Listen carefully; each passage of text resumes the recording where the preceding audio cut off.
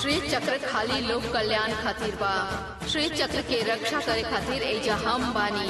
तांत्रिक मार्ग से पावे खातिर हम ना छोड़ब।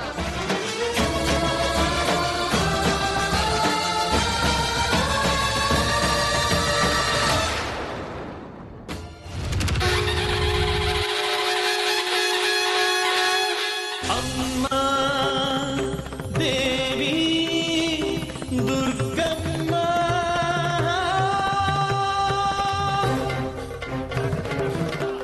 अंतिम बार पूछ रहल बानी, हमार सुंदरी माई के घर के अंदर प्रवेश मिली कि ना?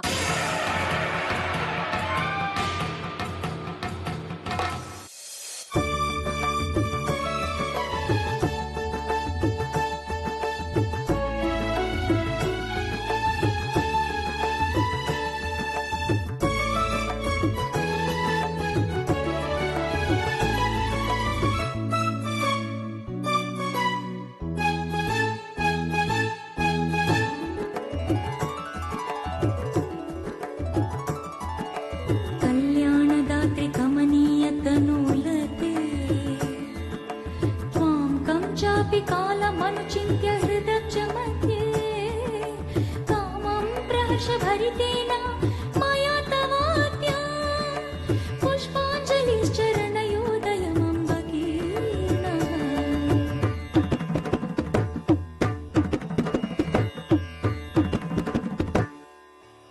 इति श्री त्रिपुरसुन्दरी पुष्पाञ्जलिस्तवः। चला बेटी।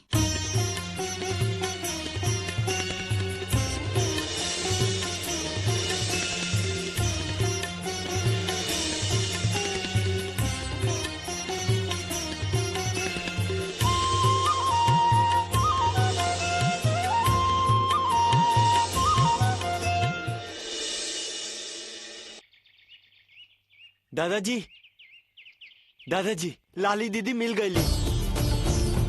साचो का महादेवी जगत माता रक्षा कर देनी रहुआ बेटी के।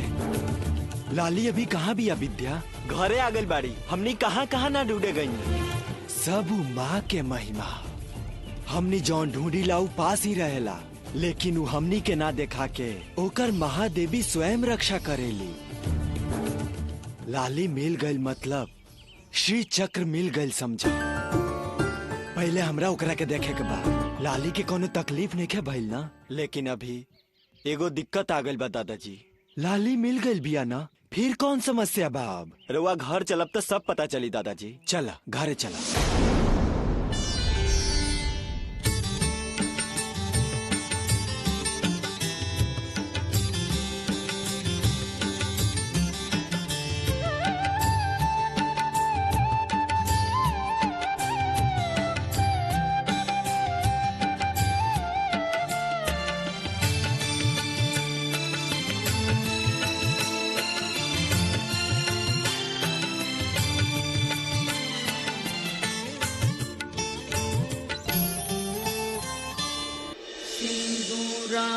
सिन्दूरारुणविग्रहां त्रिनयनां माणिक्यमौलिस्फुरति तारानायकशेखरां स्मितमुखीं आपीनवक्षोरुहां पाणिभ्यामलिपूर्णरत्नचषकं रक्तोत्पलं बिभ्रतीं सौम्यां रत्नघटस्थरक्तचरणां ध्यायेत् परामम्बिकाम्।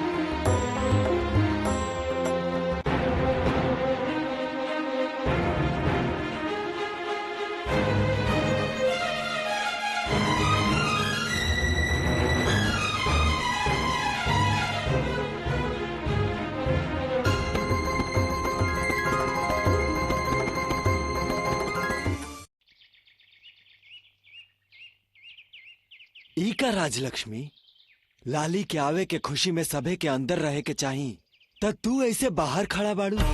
कैसन खुशी, कैसन मन के संतोष। घर पे सबके विचार चलल बंद हो गइल बा। जब रउआ रही तब घर कैसन मंदिर जैसन रहे, अभी सब भ्रष्ट हो गइल बा। ऐसन का हो गइल बा? रउआ लाली के लावे के रहे लेके आईनी, लेकिन उ लड़की के कम से कम थोड़ा बहुत संस्कार सिखा के लावल चाहत रहे ना। विद्याशंकर बतौलन घर पर कोनो मुसीबत आइल बा, समस्या भइल बा। का है ई ना बतौले। अब तू हूँ घिरनी लेखा घुमावत मत जा। का बात बा खुल के बतावा। हमरा लाली के देखे के तनी जल्दी बा। उ राउर दुलारी बेटी लाली, उ पता ना कहाँ से मूर्ति लाके बगल में दबा के पूरा गांव में घूमत रहेले। उ कुछो करे, हमरा उसे परेशानी नहीं खे, लेकिन उ मूर्ति के सीधे घर में लाके हमार देवी माँ के पीछे रख ले बिया। ऐसे मूर्ति के बिना पूजा हवन कैले घर में लावल जाला का? ई सब चल रहल बा घर में, ई सब गलत बा। ई ना होखे के चाहिए। बाना हमो इहे कह रहल बानी, लेकिन हमार बात केहू के समझ में नहीं आ रहल। अब एजा रउआ आ गइल बानी, रउए बोली। ए घर के मुखिया रउआ है, रउआ के ही उनकरा के समझावे के पड़ी। हम बोली का सब केहू के ठीक से सिखाई। का समझ ले बालो ई घर के? साक्षात महादेवी के बसे वाला मंदिर है ई घर। हमार दादा परदादा से चलल आ रहल परंपरा के कोनो मूर्ति लाके ए घर के पवित्रता खत्म कर दी ही का? ई ठीक नहीं है। चला देखा तानी।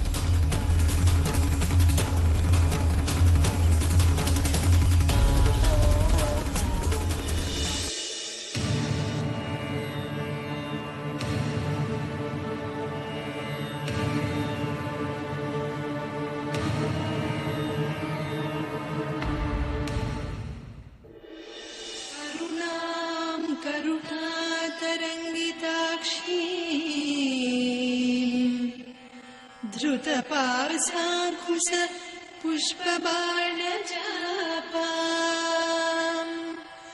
अणिमादिमिरावृतां मयूखैः अहमित्येव विभावये भवानी।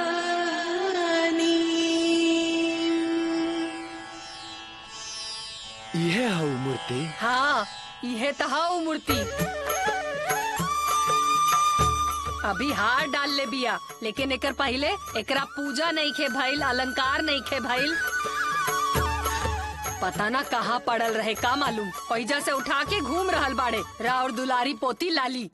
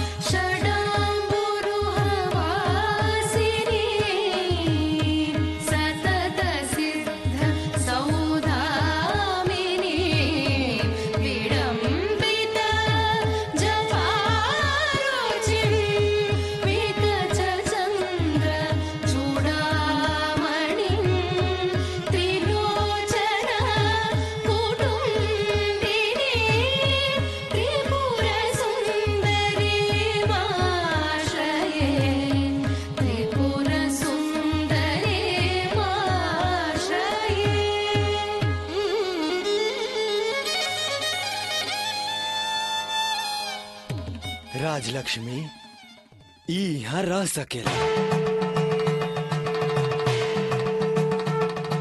का बोल रहल बानी रउआ? हाँ राजलक्ष्मी, एकरा के देखला से ऐसा लागता जैसे एकरा अंदर कोनो शक्ति रह के ई सब करवा रहल बा। एकर पूजा करे के बा। हमनी के घरे आइल बा, ई हमनी के पूर्व जन्म के पुण्य ह। सदियों पहले के ई मूर्ति कैसे इहवा तक आइल बा, ई माँ के ही पता बा। ई मूर्ति के का रहस्य बा, ई महादेवी के ही पता बा। एकरा बारे में पूछे खातिर लाली के मत सतावा लोग, छोड़ दा। एकर रास्ता इनके खोजे दा।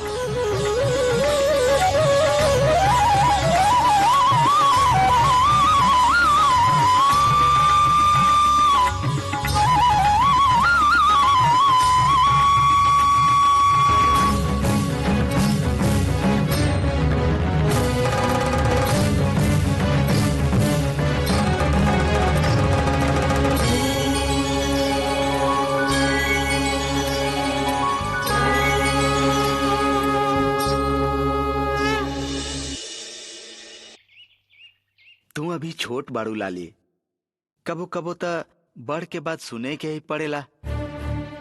बाना तू बंगारी के साथे काहे गइल रहलू? अब देखा श्री चक्र चोरी हो गइल तो लोग कहत बाड़े कि बंगारी ही श्री चक्र के चोरी के ले बा। पुलिस भी ओकरा से पूछताछ कर रहल बिया। पुलिस वाला केहू के भला ना हो खेले। उ लोग कहत बाड़े कि कोनो गैंग वालन बंगारी के साथे मिलके चोरी केले बाड़े। ई सब गलत बा पापा, सब झूठ बा। हम और बंगारी श्री चक्र के रक्षा करे खातिर कितना मेहनत कइले बानी। बंगारी ऐसन काहे करी बोली? के कब काहे का करेला केहू के मालूम नहीं खे बेटी। अगर ई बंगारी के श्री चक्र चोरी करे के उद्देश्य ना होगी तो विरूपाक्ष शास्त्री के गोली काहे मारे, तू तनी बतावता। अरे ओकर दोसर कारण बा पापा। श्री चक्र के चोरी के छोड़ के और कौन कारण हो सकेला? सुंदरी के विरूपाक्ष शास्त्री मरले बाड़े, ऐसन बंगारी सोचेला। का हमार सुंदरी के विरूपाक्ष शास्त्री मरले बाड़े? इस संभवे नहीं खे। वो काहे खातिर मरी है? वो बंगारी के दिमाग खराब हो गई बा। हमहू हमेशा इहे कहिला, लेकिन वो विश्वास ही ना करेला। और कितना दिन से वो विरूपाक्ष शास्त्री के मारे के इंतजार करत रहे। तो देख लू ना, ओकर दिमाग खराब बा। तू ओकरा साथे मत रह, माँ पहले से कहत रहली ना। तू दिन भर ओकरा साथे घूमेलू, तोहरो नाम खराब हो जाई। पुलिस वाला कल तोहरो उठा के ले जाए पूछताछ खातिर। तोहार कोनो गलती ना होई तबो तोहरा पर आरोप थोप दी है। ऐसा होखेले पुलिस वाला। यही से कहत बानी हमनी के सावधान रहे के चाहे लाली।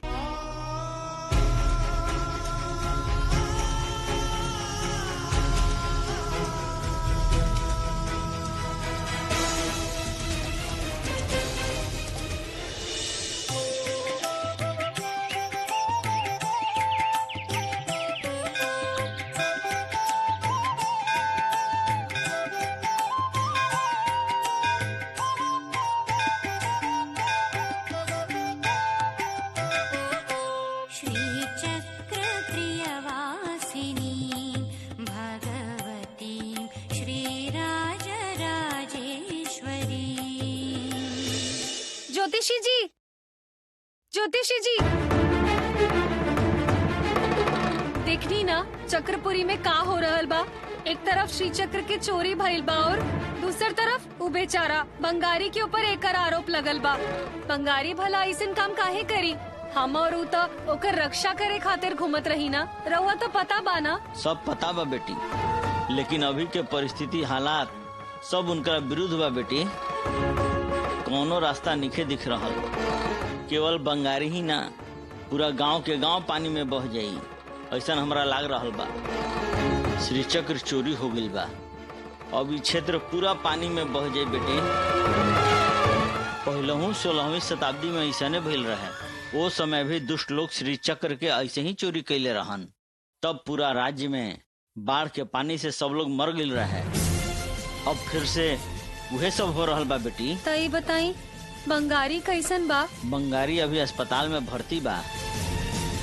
वहाँ से पुलिस के पास, फिर कोर्ट, ओकरा बाद जेल जाई। ओकर माही रक्षा कर सकतरी। ना, बंगारी साथे ये सब ना होखे के चाहिए। बेचारा बंगारी, वो निर्दोष बा ज्योतिषी जी। ओकरा के जेल ना जाए के चाहिए। हमनी साथे सुंदरी माँ बाड़ी। रक्षा करिए। उनका के सब पता बा ई सब में के अच्छा बा और के खराब बा।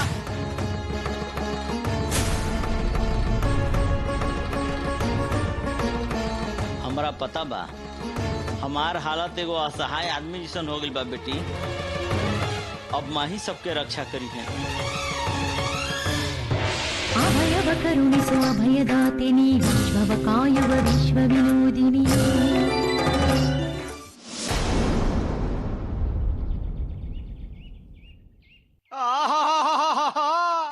अरे देखा पंचम, हाई मनोहर दृश्य के देखा भाई। अभी नायिका नायक के चिंता में भगवान के भुला जाई, भगवान हमनी भी आ जाई है। कौन भगवान का भइल? अरे हमनी के बचावे वाला भगवान, करोड़ के दर्शन करावे वाला भगवान। ओ भगवान के मूर्ति के हमनी अपन सर पर उठा के शहर में बेच के करोड़ों रुपया ले आवे के। एको बार और तू वो मूर्ति के बारे में बोला था जब पटाख का चीर दे। ए का है पागल कुकुर कटले बा का? ऐसन बात काहे करता? पागल कुकुर से भी खराब हो गई बनी वो मूर्ति खातिर। इतना पहरा देवे वाला श्री चक्र के का तो भावरा के तरह सृष्टि करके तो निके देर में उठा के ले गई सन। बाकी एगो तू बाड़ो कि एगो पीतल के मूर्ति के एगो लड़की लाली से भी ना छीन सकला। छीनल चाहत रहे तहरा, छीने के मौका भी रहे। छीन ले होता तो बेच के हमन करोड़पति हो सकत रही ना। चुपचाप जाना, समय समय पर खाना पीना सुटला बिना हमार शरीर हमरा काबू में नहीं रहत। कबो कबो तो का जाने का होखेला। कंगाल मत होका पंचम, बीमारी ठीक करे के होखे त कड़वा दवाई पियही के पड़ेला। पहले जौन भइल बा उ भुला के आगे सोचे के चाही, सैनिक के तरह चले के चाही। चलो अब तहार संगत से का होखे के बा। माई त्रिपुर सुंदरी रउआ हमार रक्षा करी। ए पंचम आवा ना, रुका आवतानी। बंगारी बंगारी लाली तू कैसन बाड़ा? तू देख रहल बड़ू ना, अच्छा नहीं कि बहुत दर्द हो रहल बा का? थोड़ा थोड़ा, बहुत ज्यादा दर्द नहीं के होत। बात पता चलल का? सब लोग बोलत रहन, कुछ समझ में नहीं के आ रहल। तू बुद्धू हवा। श्री चक्र चोरी हो गईल बा।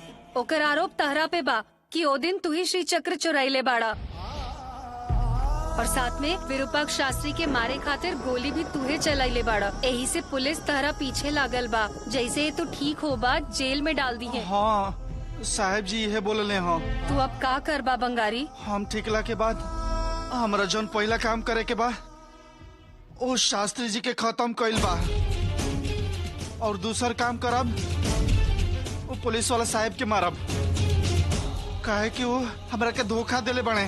तू पागल हवा। अस्पताल के बाद उतारा जेल में डाल दी है, फिर तू उनकरा के कैसे मरबा? पहले कहीं हुए तहरा के ना मार दे इस बंगारी।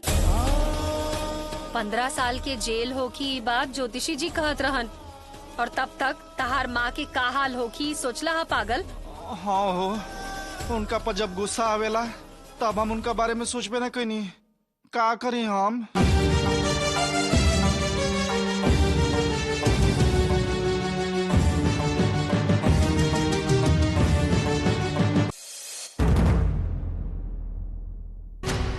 पंचम बोला ऑटो राजा। हम अपन शहर के दोस्त के सब बताइनी है, ओकर जवाब मिलल है। का कहलस? कहलस कि वो मूर्ति के लेके तू दोनों जना सीधे हमारा पास आ जी हो, हाथ में मूर्ति दो और हमारा से पैसा के पेटी लेके जा। गणेश जी के साथे उनका मूसा के पूजा होखेला, वैसे ही तारा साथे मिल के हम अमीर हो जाई।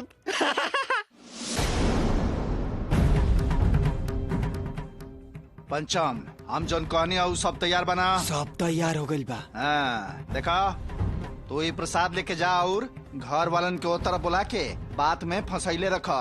हम पीछे के रास्ता से जाके वो मूर्ति उठा के पीछे के दरवाजा से बाहर आ जाये।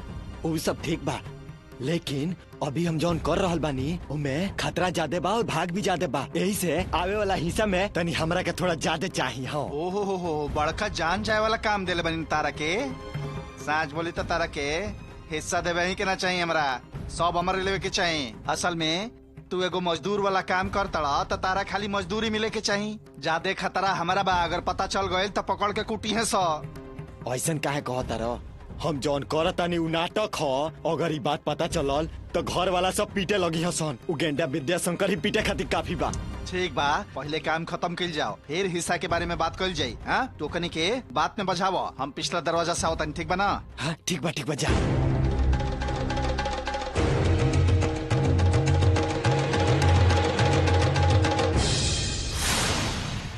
बंगारी जॉन कहता नहीं तू मनबा का? बोला, हम कुछ कर तनी, अंत में हमारे पास अब आवता। तू बोला, हम वो सुन ले। एक बार अगर पुलिस वाला तारा के जेल ले जाई है तब ओकरा बाद नईखे छुड़ावल जा सकत। हथकड़ी लगा दी है। कुछ करे के बाद अभी करे के होगी। अभी तो तारा के ठीक होके खातिर अस्पताल में रख ले बाड़े। हम यही जा से निकल चलल जाओ। चला हमरा साथे। लाली, सब तू कहाँ बोल रहा बाड़ू? तारा के बचावे खातिर यह करे के पड़ी। कौनो और उपाय नहीं खे, तू हमरा साथे चला। ठीक बा, लेकिन कहाँ चल जाए हमने के? ये सब हम तारा के बाद में बताई। तू अभी बस चुपचाप हमरा साथे चला। लेकिन पता न काहे हमरा डर लगता। आहा, शास्त्री जी और मार्कंडे पर गोली चलावत समय डर न लगल रहे, लेकिन भागे से डर लागता। तू हमरा साथे आईबा तो बचबा, नहीं तो जेल गए निश्चित बा। हमनी के रक्षा खातिर सुंदरी माँ बाड़ी। हम, तू और हमार सुंदरी माई तीनों साथे कहीं चल जाए के। ऐसा बोल तड़ुका। हाँ, यह रास्ता बचल बा। हम चल जाए तो माँ उनकरा कोनो तकलीफ ना हो के खातिर कोनो व्यवस्था कइल जाई। पहले तहरा के यहाँ से निकले के होखी। तू कहा तड़ु तो ठीक बा, लेकिन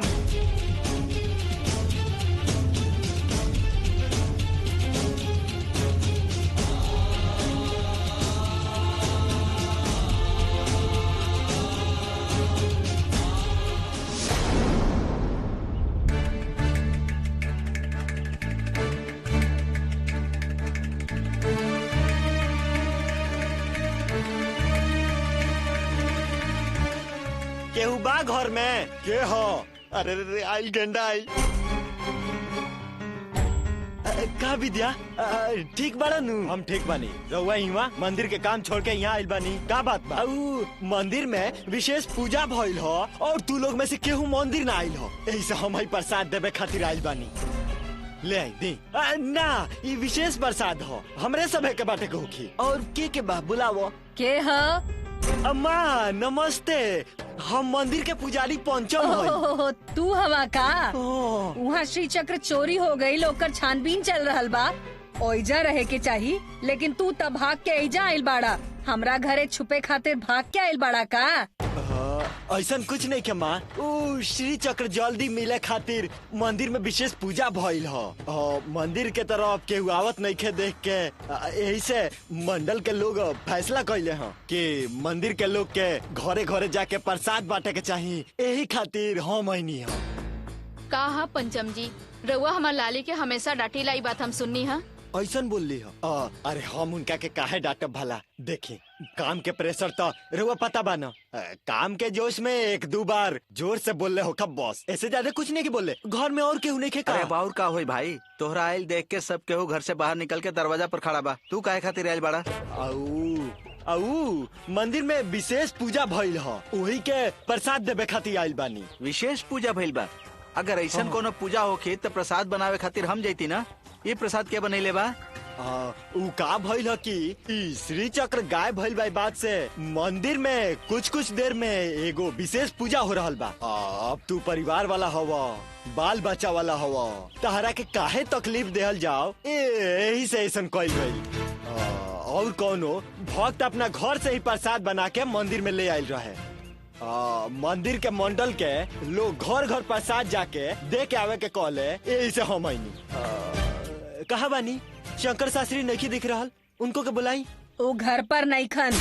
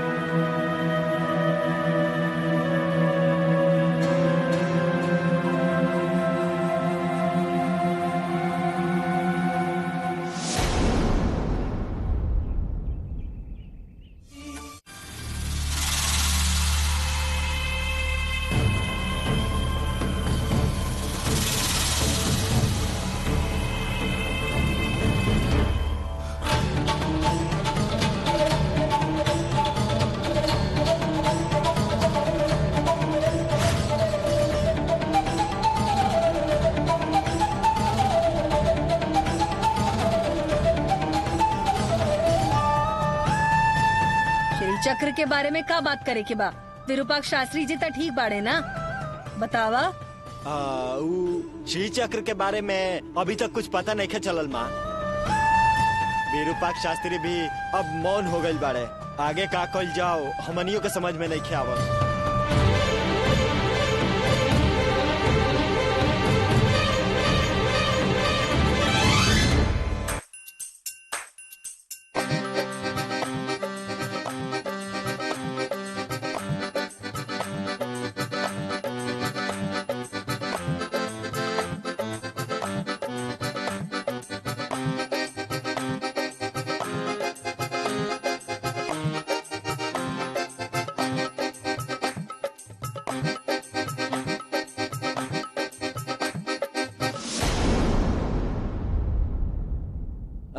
वो सब जाए दी। सब लोग आ गए का?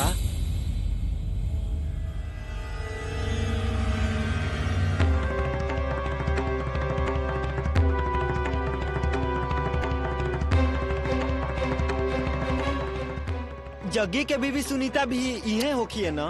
उनको के बुलाई ना, उनको के प्रसाद दे देता नहीं। इतना सब कुछ हो गई, उनको के फिर से बुलावे के होखी। अच्छा आ गई। अब सब केहू आ गइल का? लाली कहाँ बिया? दिख नहीं के रहल। ऊ घरे नहीं कन। एक ऐसन प्रसाद ले आइल बड़ा, हमने के दा और जा जनगणना करे आइल बड़ा का।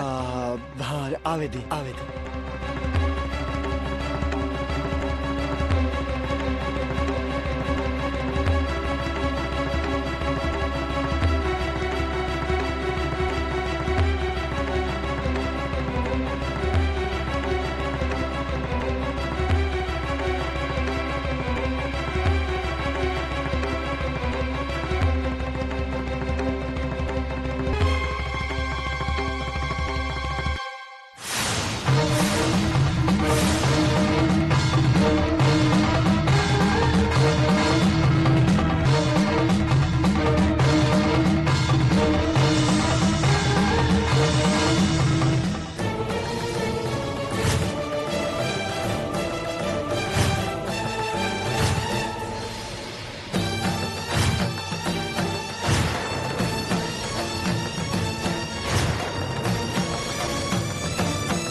बाबूजी कहत रहले नमा कि श्री चक्र के बारे में कोनो चिंता मत कर, सुरक्षित बा, वापस आइबे करी। कहाँ छुप गइल बा पता ना। अभी वो श्री चक्र सुरक्षित होके के चाहिए और एकरा बाद फिर से दुष्ट के हाथ ना लगी। एकरा बारे में कैसे कहल जा सकेला? माँ वो कोनो रुपया पैसा हा कि सोना चांदी हा, अगर वो कोनो दुष्ट लोग के हाथे लाग भी जाये तो ओकर शक्ति कैसन बा पता बा ना? राक्षस के भी इंसान बना सकेला, और अगर चोर के हाथे लग गए तो चोर के भी उपासक बना दी। ऐसा शक्ति बा श्री चक्र में। जौन काम खातिर आयल रह हो गइल ना। अच्छा बा, अब तारा के खाना खाए के कहब त तारा देर हो जाई, काहे कि तारा तो प्रसाद बांटे के बा। देर हो जाई, तू जल्दी निकला। खाना खाए खातिर रुकबा त तहार काम खराब हो जाई। जल्दी करा जा। ना अब का पंचम जी? कुछ ना विद्या, कुछ ना। तू जाना विद्या, तू जाना अंदर प्रसाद खा, जाना अंदर जा।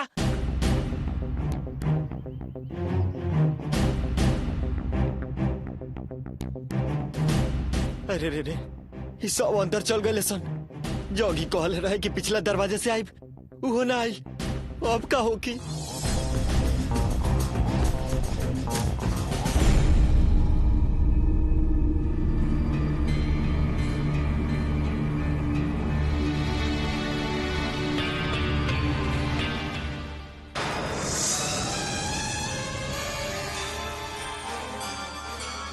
भगवान है रउआ हमनी खातिर। लोग कहता रहे कि हमार बेटा रउआ के मारे के कोशिश कैला से सब झूठ है। ये बात रउआ पुलिस से कह दे तू हमार बेटा के छोड़ दी है। हम रउआ के हाथ जोड़तानी। हमार बेटा कैसन है ये बात रउआ अच्छे से जाना तानी। ओकरा अभी पुलिस वालन अपना साथे रखले बाड़ा, नहीं से बचल बा।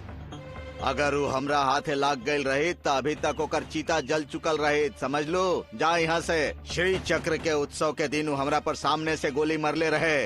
हमार कैल पुण्य हमार जान बचा देलस। कोनो खास उद्देश्य से वो हमरा मारे के कोशिश कैलस, ई सबके सामने साबित हो चुकल बा। फांसी पर चढ़वाई बोकरा के ऐसे छोड़े वाला नहीं की, समझ गेलू ना? हे भगवान, रउआ के मारे के कोशिश कैलस, श्री चक्र चुरावे के कोशिश कैलस, पता ना का इल्जाम लागल बा। अरे वो तो ना समझ है, वो मंदिर में चप्पल के रखवाली करेला। ई काम के अलावा हमार बेटा के कुछो ना आवेला। शास्त्री जी रउआ भगवान है, अगर कोनो गलती कैले बा तो भुला जाई, ओके माफ कर दी। हमार बेटा के छुड़वा दी रउआ, हमरा और पैर पड़तानी बढ़ पड़तानी। जा यहाँ से। अगर पुलिस ओकरा सजा दी तो ठीक बा, अगर पुलिस ओकरा सजा ना देलस और छोड़ देलस तो जैसे ही वो बाहर आई हमार लोग इंतजार करत बाड़े, ओकरा रास्ता पर मार दी हैं। हम तो हर पागल बेटा के बिल्कुल ना छोड़ब। देखा, अब अपन बेटा के बचावे के उम्मीद लेके हमरा पास मत ही। सोच ला कि उमर गईल, जा भुला जा ओकरा।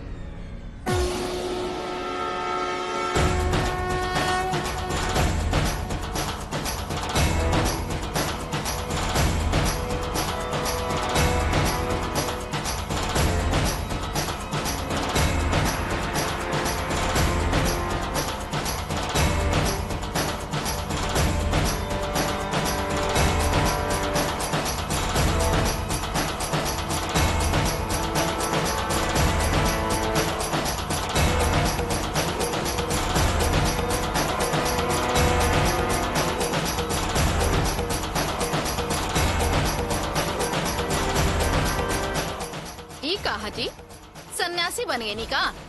इतना साल में ये अवतार नहीं देख ले हमरा। और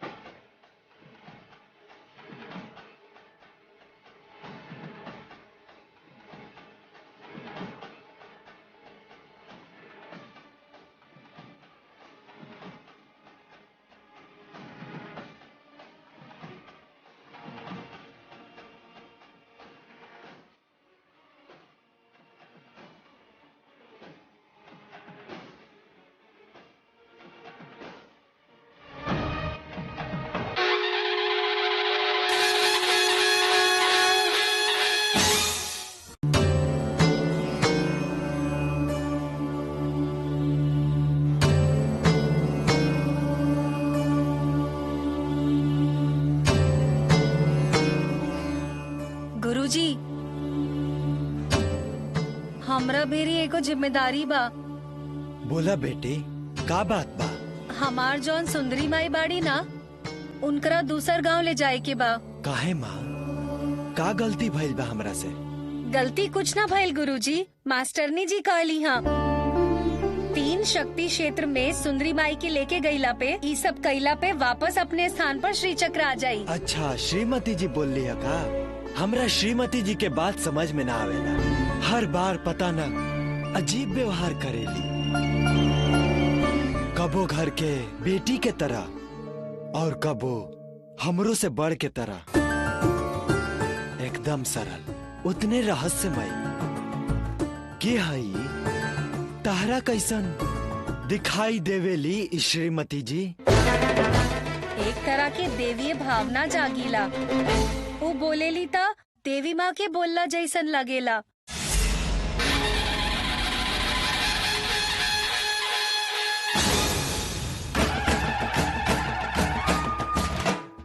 कहाँ जईबू तू? तहरा कहीं समय नहीं खे, जगह भी नहीं खे। तू कहीं भी जईबू तब्बो तहरा पास के मूर्ति छीने खातिर दुष्ट लोग तहार इंतजार करी हैं और श्री चक्र के अपन पीठ पे पहुँचावे के समय आ चुकल बा। अब तहरा 3 गो धर्म क्षेत्र जाए के होखी। उस सब जगह शक्ति क्षेत्र है। उ स्थान पे सुंदरी माँ के लेके तह के जाए के होखी और ओइजा हर क्षेत्र में उनका शक्ति के आवाहन होखी और फिर ओकरा बाद सुंदरी माँ के चक्रापुरी में लाके श्री चक्र के स्थान के ऊपर मूर्ति के प्रतिष्ठान करे के होखी। इस सब तहार शंकर दादा ही करी हैं और तह के ही सब कुछ के तैयारी करे खातिर ओइजा जाए के पड़ी। उनकरा के छोड़ी दिया बेचे वाली मास्टरनी जी हई। खाली दिया बेचे वाली के इतना कुछ कैसे पता चली? कुछ पूछला पर सीधा उत्तर ना देवेली। हमेशा ही कोनो देवी के अवतार लागेली। उजे भी होखस, अगर श्रीमती जी कहले बाड़ी तो ओकरा पीछे कोनो कारण होई। तू जाके आवा। तारा जाए के चाहिए। तारा जाए खातिर सब व्यवस्था हम करत बानी। लेकिन ये बात घर के लोग ना मनी है तब का कल जाए गुरुजी? हम बानी ना, हम मनाई। तू चिंता मत करा। तू अपन सुंदरी माँ के साथे जाके आवे के व्यवस्था कर। अगर संभव भइल, आके कृपा भइल, हमरो के तारा साथे चले के अगर माँ आदेश देली, हमहू तारा साथे चलब, तार रक्षक बन के। ठीक बा गुरुजी।